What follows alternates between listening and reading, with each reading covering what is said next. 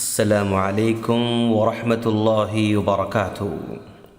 ناظرین، آج ہم آپ کو زندگی کی حقیقت کے متعلق ایک حدیث سنانے جا رہے ہیں۔ وعن عبداللہ بن عمر رضی اللہ تعالی عنہ قال قال رسول اللہ صلی اللہ علیہ وسلم کن فی الدنیا کأنک غریب او عابر سبیل وكان ابن عمر رضی اللہ عنہ يقول اذا امسيت فلا تنتظر الصباح واذا اصبحت فلا تنتظر المساء وخذ من صحتك لمرضك ومن حياتك لموتك رواہ البخاری۔ حضرت عبداللہ بن عمر رضی اللہ تعالیٰ عنہ کہتے ہیں کہ اللہ کے رسول صلی اللہ علیہ وسلم نے میرا کندھا پکڑا اور کہا، تم دنیا میں اس طرح رہو گویا کہ اجنبی ہو یا مسافر۔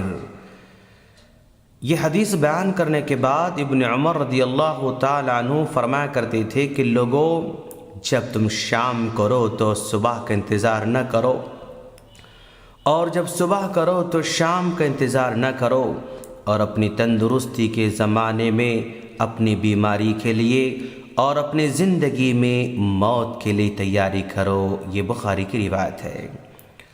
دوستو، دنیا ایک مسافر خانہ ہے۔ یہاں ہر شخص کی حیثیت راہ چلتے مسافر کی طرح ہے۔ یہاں کوئی ہمیشہ رہنے والا نہیں ہے۔ دنیا کی زندگی گھنٹوں، دنوں، مہینوں اور سالوں میں تبدیل ہوتی رہتی ہے، یہاں تک کہ اس کا آخری مرحلہ پہنچ جاتا ہے۔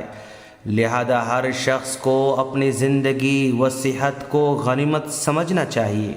دنیا سے اپنا تعلق اتنا ہی جوڑے رکھنا چاہیے جتنا ضروری ہو۔ موت کی آمد سے پہلے توبہ اور استغفار کر کے اس کے لیے تیار رہنا چاہیے، کیونکہ اس دنیا میں انسان کتنے ہی دن رہ لے، ایک نہ ایک دن اس کو رخصت ہونا ہے۔ ہم دنیا کی طرف زیادہ نہ جھکیں، نہ اسے مستقل وطن بنائیں، نہ اپنے جی میں زیادہ دیر دنیا میں رہنے اور اس پر زیادہ توجہ دینے کا پروگرام بنائیں۔ اس سے صرف اتنا ہی تعلق رکھیں جتنا کہ مسافر اجنبی دیش سے تعلق رکھتا ہے۔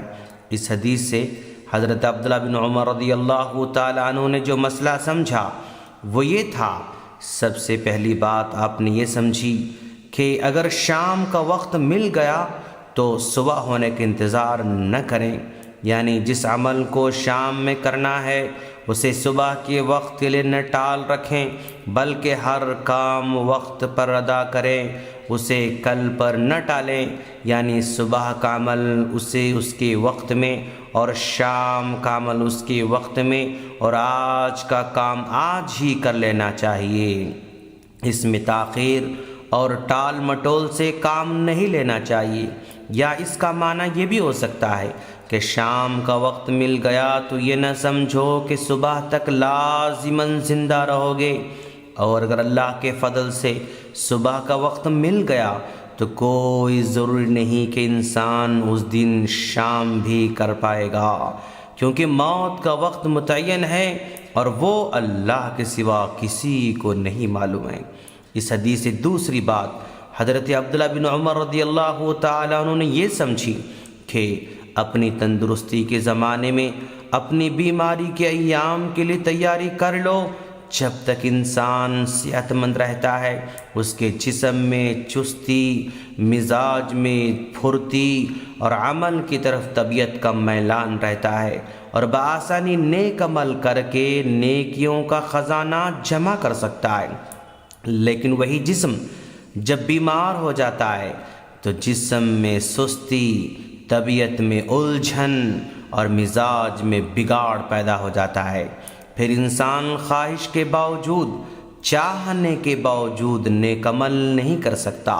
لہذا جب تک صحت ہے انسان کو چاہیے کہ جو کچھ نیک عمل کرنے کا موقع ملے اسے اپنی طاقت بھر کر لینا چاہیے، تاکہ بیماری کے زمانے میں بھی اس کے نام اعمال میں نیکیاں جمع ہوتی رہیں۔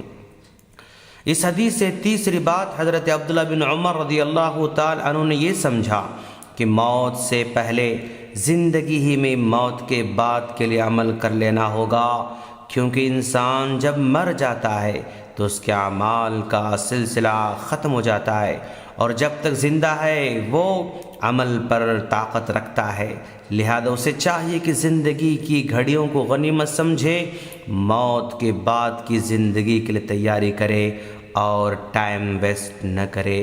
ہم اللہ سے دعا کرتے ہیں کہ باری تعالیٰ تو ہم تمام کو اس حدیث کو سمجھ کر عمل کی توفیق عطا فرما، آمین۔ السلام علیکم ورحمۃ اللہ وبرکاتہ۔